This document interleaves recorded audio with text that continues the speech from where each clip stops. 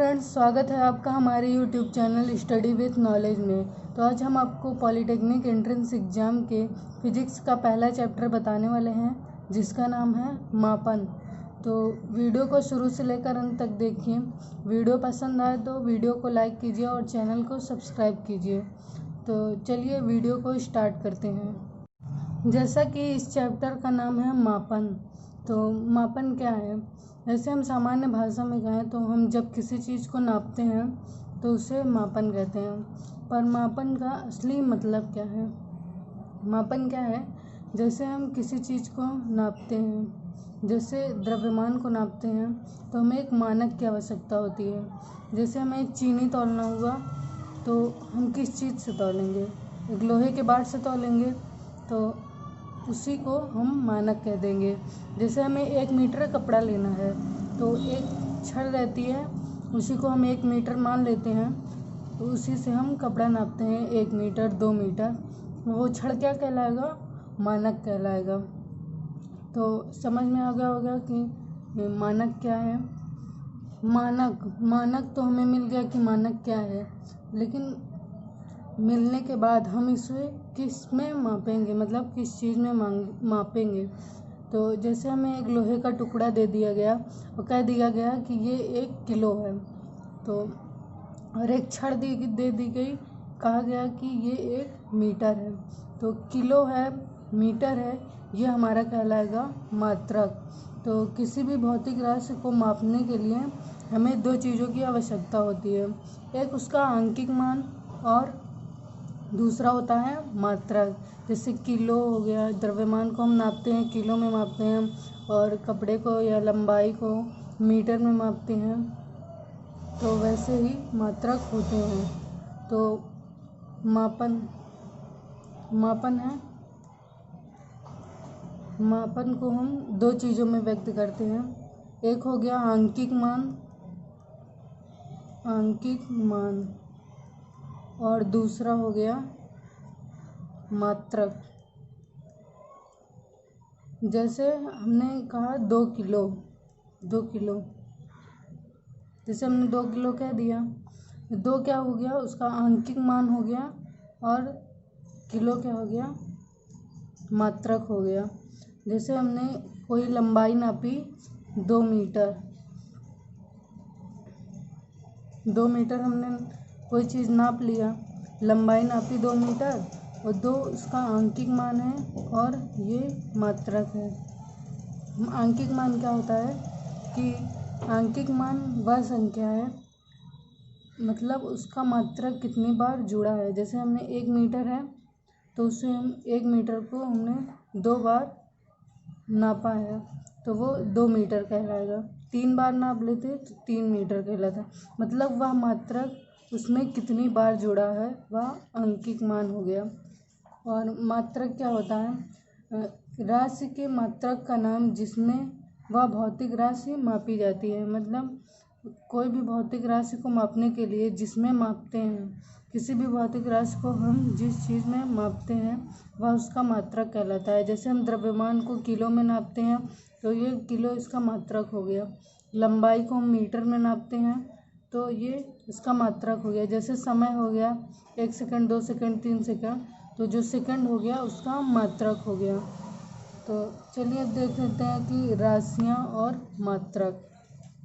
भौतिक राशियाँ तथा मात्रक, फिजिकल क्वांटिटीज़ एंड यूनिट्स। और इसमें पहला है, भौतिक राशियों में पहला है मूल राशियाँ तथा मूल मात्रक, fundamental quantities and fundamental units.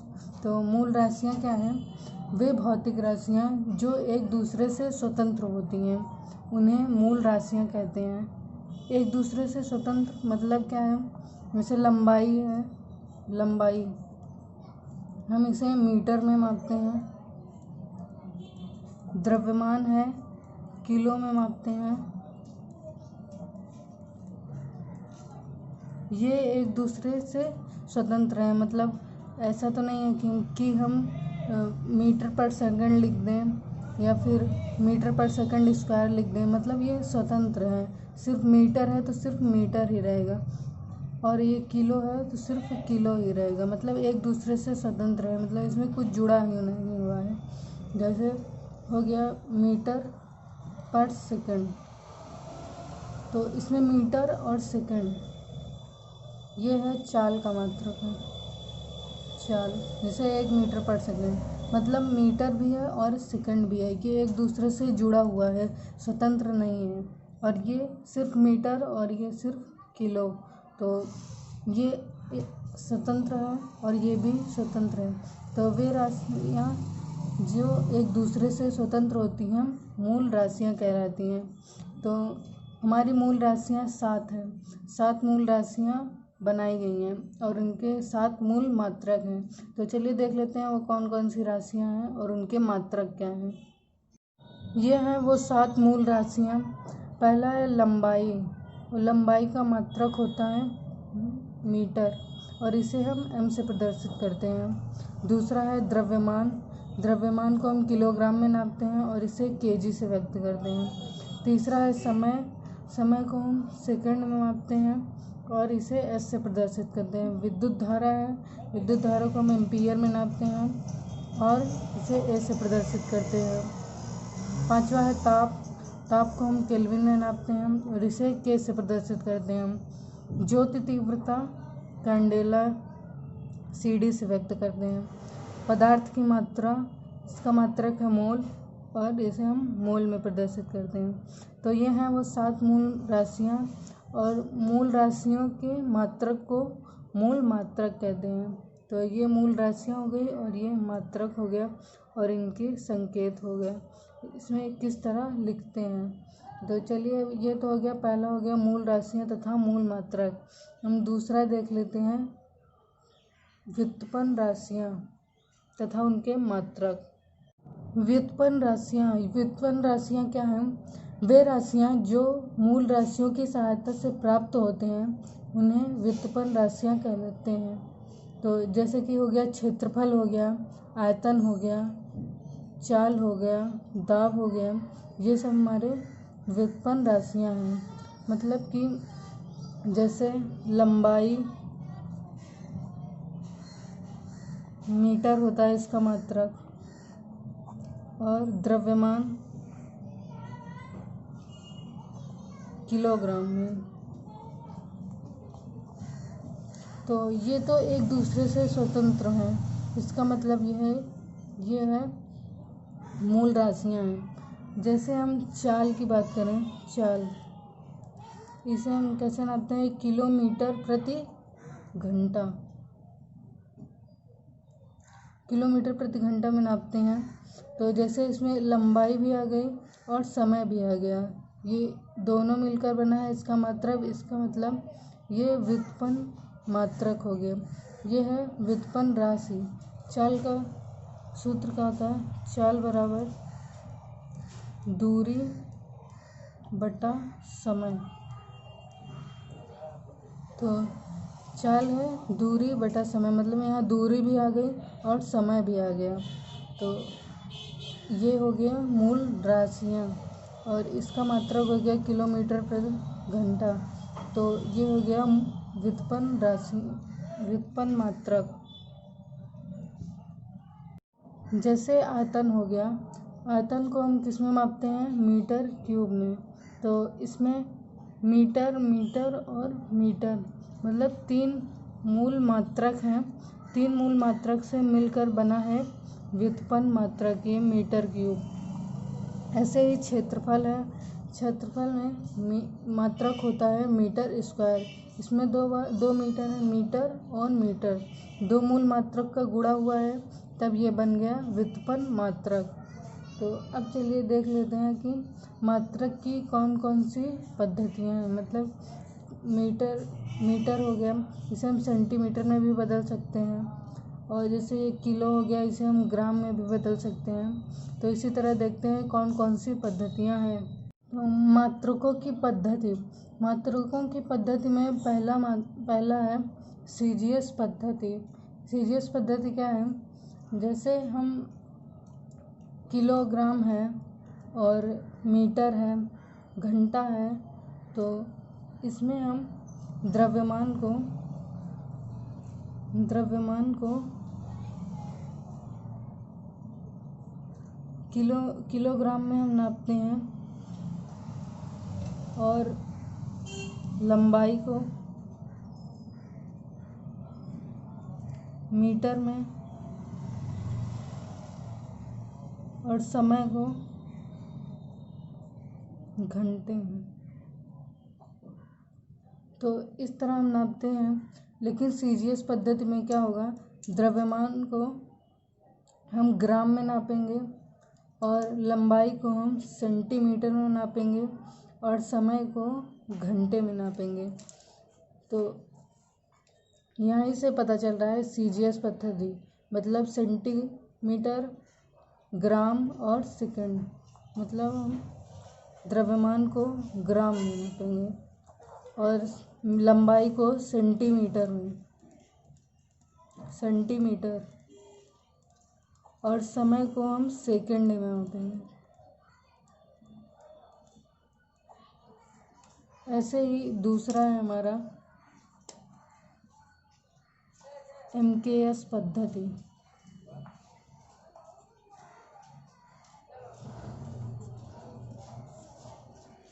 MKS पद्धति क्या है, इसमें लंबाई, द्रव्यमान और समय के मात्रक को क्रमशः मीटर, किलोग्राम और सेकंड में मापते हैं। मीटर, किलोग्राम, सेकंड, मतलब द्रव्यमान को किलोग्राम में नापेंगे। तो ये सब जो हमने मूल राशियाँ पढ़ी थी उसमें हमने एमकेएस पद्धति लिखी थी। तो एमकेएस पद्धति में द्रव्यमान को किलोग्राम में और लंबाई को मीटर में, समय को सेकंड में।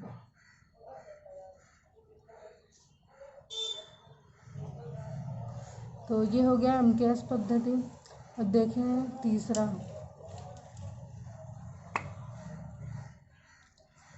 तीसरा है एफपीएस पद्धति।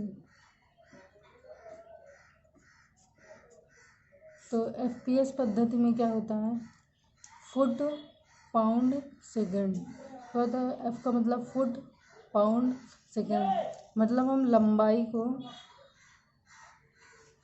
फुट में नापेंगे। फुट में, जैसे हमने मीटर और सेंटीमीटर में नापते हैं वैसे हम लंबाई को फुट में नापेंगे और द्रव्यमान को पाउंड में नापेंगे। जैसे आप लोग अक्सर केक लेने जाते होंगे तो कहते होंगे 1 पाउंड दे दीजिए, 2 पाउंड दे दीजिए, तो उसी तरह पाउंड होता है। और समय को हम सेकंड में ही नापेंगे।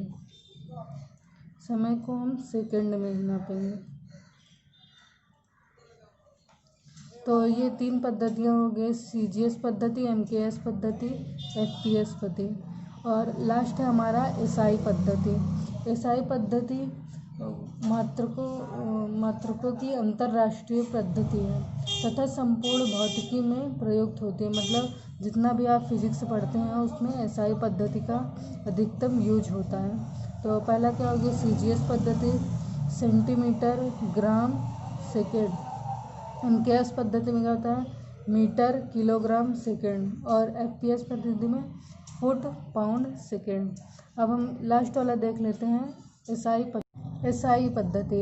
एसआई पद्धति क्या है, यह एसआई पद्धति यह मात्रकों की अंतर्राष्ट्रीय पद्धति है तथा संपूर्ण भौतिकी में प्रयुक्त होती है। तो इसे जितना भी आप फिजिक्स पढ़ते हैं उसमें एसआई पद्धति का यूज होता है। इसे एक और नाम से भी जाना जाता है, आधुनिक एमकेएस पद्धति। आधुनिक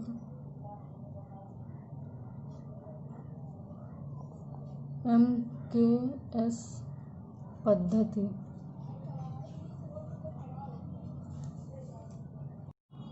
अब हम देख लेते हैं लंबाई, द्रव्यमान और समय के कुछ अन्य मात्रक। तो पहले हम लंबाई के मात्रक देख लेते हैं। तो पहला है 1 एंगस्ट्रॉम बराबर 10⁻⁻10 मीटर। 1 नैनोमीटर बराबर 10⁻⁻9 मीटर। 1 नैनोमीटर बराबर 10⁻⁻9 मीटर। 1 माइक्रोन बराबर 10⁻⁻6 मीटर। 1 मिलीमीटर बराबर 10⁻⁻3 मीटर। 1 सेंटीमीटर बराबर 10⁻⁻2 मीटर। 1 मेगामीटर बराबर 10⁻6 मीटर। 1 किलोमीटर बराबर 10⁻3 मीटर। 1 गीगामीटर बराबर 10⁻9 मीटर। 1 टेरोमीटर बराबर 10⁻12 मीटर। 1 प्रकाश वर्ष बराबर 9.46 गुणे 10⁻15 मीटर। तो प्रकाश वर्ष में एक जगह ये भी लिखा हो सकता है 10⁻16 मीटर। तो चाहे ये कहें लगभग बराबर ही है। आपसे एक क्वेश्चन पूछ लेगा इसमें, इसे याद रखिएगा। एक प्रकाश वर्ष बराबर 9.46 गुणे 10⁻15 मीटर। या फिर पूछ लेगा कि दूरी का सबसे बड़ा मात्रक क्या है, तो ये हो जाएगा प्रकाश वर्ष। और सबसे छोटा मात्रक क्या हो जाएगा, एंगस्ट्रॉम। तो ये दोनों आप ध्यान दीजिएगा, 1 नंबर के क्वेश्चन में पूछ लेता हूँ। तो चलिए अब देख लेते हैं द्रव्यमान के और कौन कौन से मात्रक हैं। ये द्रव्यमान के कुछ और मात्रक हैं। देखिए, पहला है 1 माइक्रोग्राम बराबर 10⁻⁻6 किलोग्राम।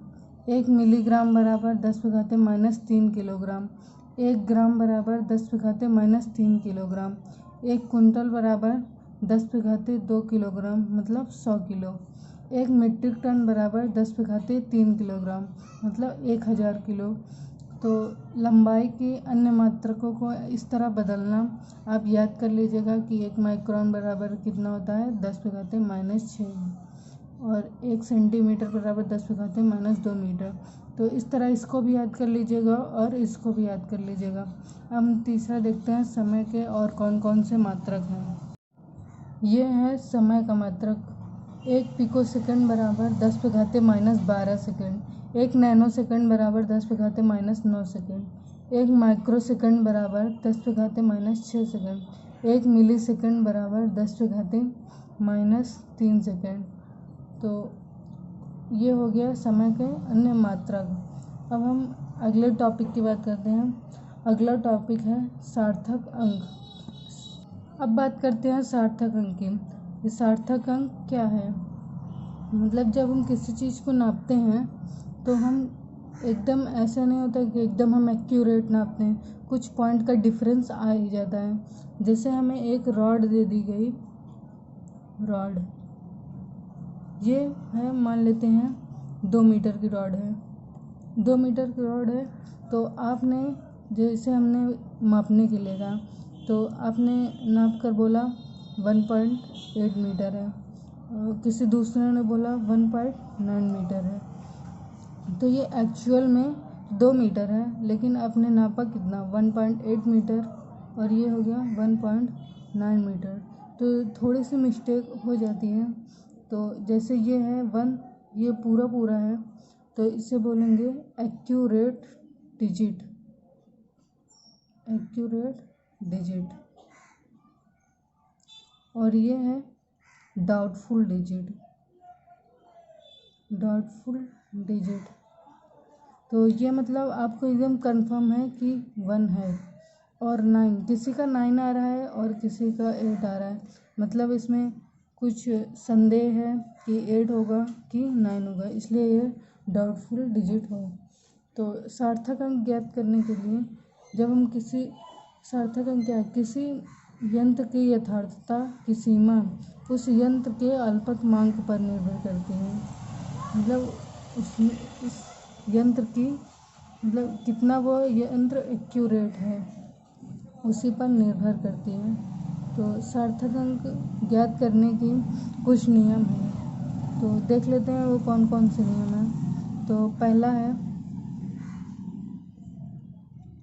कि सभी नॉन जीरो जो संख्याएं हैं, मतलब जीरो नहीं है, 1 2 3 4, वो सभी सार्थक अंक होंगे। मतलब जितने नॉन जीरो संख्याएं, मतलब जीरो नहीं है, तो वे सभी सार्थक अंक होंगे।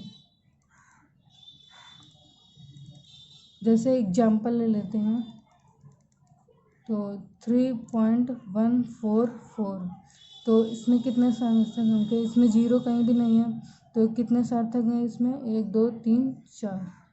एक और एग्जाम्पल लेते हैं 2.123, इसमें कितने सार्थक अंक हैं? इसमें जीरो नहीं है, तो इसमें कितने सार्थक हैं? 1 2 3 4, इसमें भी है। इसे हम 3.12, तो इसमें भी जीरो नहीं है, तो इसमें कितने सार्थक अंक हो गए? 3। ये पहला नियम समझ में हो गया। तो दूसरा देख लेते हैं। दूसरा क्या है? मतलब जितने भी जीरो हैं, वो अगर दो संख्याओं के बीच में आ रहे, दो नॉन जीरो संख्याओं के बीच में आ रहे हैं, जैसे कि 1 0 0 1, तो ये जो जीरो है ये बिना जीरो वाले संख्या के बीच में आ रहा है, मतलब कोई संख्या है बिना जीरो तो इनके बीच में अगर जीरो आ रहा है तो वो सार्थक अंक होगा। तो इसमें सार्थक अंक कितने हो गए? 1 2 3 4। जैसे यहाँ ले लेते हैं 2 0 3, तो ये भी जीरो दो संख्याओं के बीच में आ रहा है, तो ये भी हो गया 3। जिससे ये हो जाता 0.023। तो यहाँ पे ये दोनों जीरो किसी के भी बीच में नहीं है, किसी भी संख्या के बीच में नहीं है, इसलिए यहाँ पे कितने सार्थक अंक हो जाएंगे? 1 और 2। तो यहाँ 2 सार्थक अंक हो जाएंगे। और तीसरा नियम क्या है? तीसरा नियम देखते हैं। लास्ट में जीरो आए, अगर लास्ट में जीरो आता है, मतलब दशमलव के बाद में अगर लास्ट में जीरो आता है तो उसे हम सार्थक अंक में नहीं गिनते हैं। जैसे हो गया 3.200, इतना हो गया, ये लास्ट में जीरो आ गया है, तो इसे हम सार्थक अंक में नहीं गिनेंगे। तो ये कितने सार्थक हो गए? 1 2, यहाँ पे 2 सार्थक अंक हो गए। एक और एग्जाम्पल लेते हैं 2.40, तो ये भी लास्ट में जीरो है, तो लास्ट वाला जीरो हम नहीं लेंगे, सिर्फ इतना ही लेंगे। तो इसमें कितने सार्थक अंक हो गए? 2। एक और ले लेते हैं 420, इतना हमने ले लिया, लेकिन इसमें 42.0, तो इसमें सार्थक अंक कितने हो गए? 1 2, ये लास्ट का जीरो नहीं लेंगे हम, तो इसमें कितने हो गए? 2। और चौथा देख लेते हैं। चौथा नियम क्या है? मतलब चौथा नियम क्या है? जिस संख्या में शुरू में जीरो रहे, मतलब शुरू में हो, से 0.001, इतना हो गया। जैसे शुरू में जीरो है तो हम उसको सार्थक अंक में नहीं गिनेंगे, सिर्फ वो नॉन जीरो संख्या को गिनेंगे। तो इसमें सार्थक अंक हो गए 1। एक और एग्जाम्पल लेते हैं 0.422, इसमें कितने सार्थक अंक हैं? ये शुरू का जीरो नहीं लेंगे, 1 2 3, 3 सार्थक अंक हो गए। जैसे हम एक और एग्जाम्पल ले लेते हैं 0.1020, तो इसमें हम कितने सार्थक अंक लेंगे? ये 1 2 3 4, ये हो गया हमारे इसमें 4 सार्थक अंक। तो ये 4 नियम समझ में आ गया होगा। तो पहला है कि इसमें जितने भी नॉन जीरो संख्याएं हैं, मतलब जीरो नहीं है, वो सभी सार्थक अंक है। और दूसरा है, अगर किसी संख्या में जीरो आता भी है तो वो दो नॉन जीरो संख्याओं के बीच में आएगा, तभी उसे सार्थक अंक में माना जाएगा। और तीसरा क्या है? जो लास्ट में जीरो होता है उसे हम सार्थक अंक में नहीं गिनेंगे। ये भी हो गया और ये भी हो गया। और चौथा है, जो शुरू में जीरो होता है उसे भी हम सार्थक अंक नहीं गिनेंगे। जीरो या तो बीच में रहना चाहिए, तभी हम उसको सार्थक अंक गिनेंगे। तो चलिए और देख लेते हैं 2 और कौन कौन से। पांचवा नियम है कि हम 10 की घात वाली संख्या को सार्थक अंक में नहीं गिनेंगे। जैसे एग्जाम्पल लेते हैं 2.5 इंटू 10⁻⁷। जैसे इसमें हमें पूछ लिया कि कितने सार्थक अंक हैं, तो हम इसमें 10 की घात वाली संख्याओं को नहीं लिखेंगे। जिसमें 10 की घात है उसे हम नहीं लिखेंगे, उसे छोड़ देंगे, और जो ये है इसको हम लिख लेंगे। तो इसमें कितने सार्थक अंक हो गए? 2। एक और एग्जांपल ले लेते हैं, 2.4 इंटू 10⁻⁶। इसमें मैं सार्थक अंक पूछ लिए कितने सार्थक अंक हैं, तो हम 10 की घात वाले नहीं लेंगे, जो ये है इसी को लेंगे। तो इसमें कितने सार्थक अंक हो गए? 2। और ये समझ में आ गया होगा। अब अगला देखते हैं।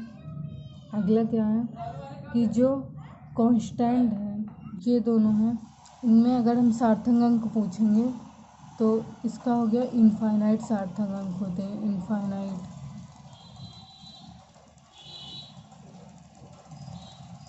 यही दोनों नहीं, कोई भी अगर कांस्टेंट है तो उसमें सार्थक अंकों की संख्या कितनी होगी? इनफाइनाइट।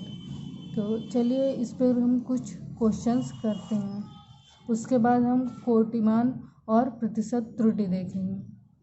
ये कुछ क्वेश्चंस हैं, इसमें हम देखते हैं कि किसने सार्थक अंक हैं। तो इसमें हम सार्थक अंक देखेंगे, तो इसमें शुरू में 0 है, तो इसको हम सार्थक अंक नहीं लेंगे। तो ये सार्थक अंक हो गया ये, तो इसमें कितने सार्थक अंक हो गए? 2। और यहाँ भी 0 तो है ही नहीं, तो 1 2 3 4, तो यहाँ 4 सार्थक अंक हो गए। यहाँ 2.10 इंटू 10⁻⁶, तो यहाँ भी हमें 10 की पावर नहीं लेनी है, बस इतना ही लेना है, 2.10। तो इसमें सार्थक अंक हो गए 3। यहाँ देखिए इसमें शुरू में 0 है, तो इसको हमें नहीं लेना है, 1 2 3, यहाँ सार्थक अंक हो गए 3।